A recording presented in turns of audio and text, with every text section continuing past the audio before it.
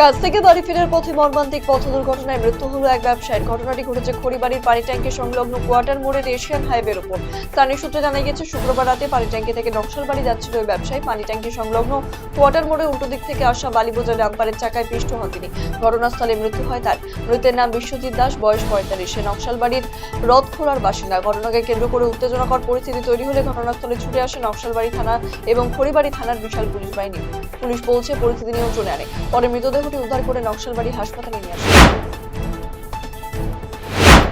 বাঁশের সাঁকোর ওপর থেকে পড়ে মৃত্যু হলো এক যুবকের। মর্মান্তিক ঘটনাটি ঘটেছে গাজল থানার ট্যাংনাঘাট এলাকায়। মৃত ওই যুবকের নাম দীপঙ্কর সরকার, বাড়ি গাজল ব্লকের রানীগঞ্জ 2 নম্বর অঞ্চলের বুড়িদহ এলাকায়। পেশায় ছিলেন তিনি কৃষক। জানা গিয়েছে, বৃহস্পতিবার রাত 8টা নাগাদ বামুনগোলা থেকে বাজার করে মোটর বাইক নিয়ে বাড়ি ফিরছিলেন তিনি। ফেরার সময় বাঁশের সাঁকো থেকে নিয়ন্ত্রণ হারিয়ে টাঙ্গন নদীতে পড়ে যায় বাইক চালক। এরপর স্থানীয়দের নজরে পড়লে তাকে উদ্ধার করে তড়িঘড়ি চিকিৎসার জন্য নিয়ে আসা হলে গাজল স্টেট জেনারেল হাসপাতালের কর্তব্যরত চিকিৎসক তাকে মৃত বলে ঘোষণা করেন।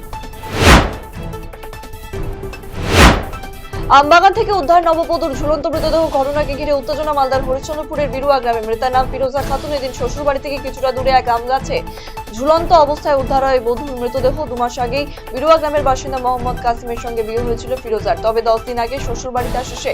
যদিও প্রতিবন্ধী স্বামীর সঙ্গে সংসার করতে চাইছিল না সে।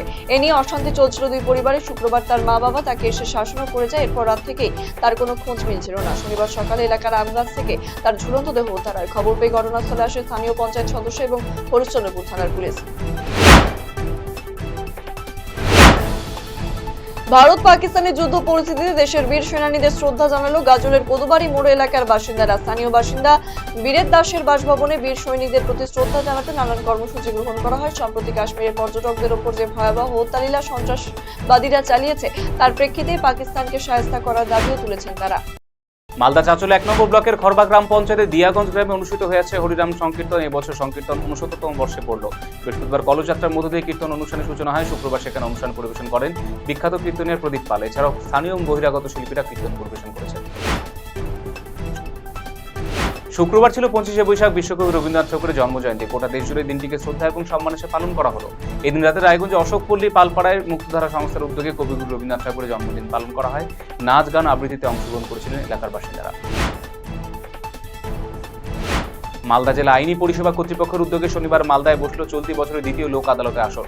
এদিন মালদা জেলা আদালতে আয়োজিত লোক আদালতে আইনজীবী ছাড়াও সাধারণ মানুষের নিজেদের আইনি সমস্যার কথা তুলে ধরেছেন। বিবাহজনিত সমস্যা, ইলেকট্রিক বিল, ব্যাংক সহ বিভিন্ন ধরনের দেওয়ানি ফৌজদারি মামলা নিষ্পত্তি করা হয়।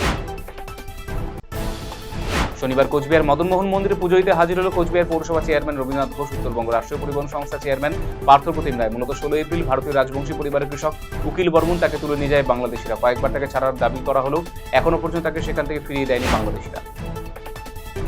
তীব্র তাপপ্রবাহে জেরে ঠান্ডা পানীয় জলের চাহিদা ক্রমশ বাড়ছে শহর থেকে গ্রামের সর্বত্র। অধিকাংশ স্থানে পরিস্থিত পানীয় জলের সংকট রয়েছে। ফলে দূর দূরান্ত থেকে জল আনতে হচ্ছে সাধারণ মানুষকে। আর এরই মাঝে পানীয় জলের মেশিন বিকল হয়ে পড়ল কালিয়াগঞ্জ ব্লকের পূর্ব ভান্ডার এলাকায়।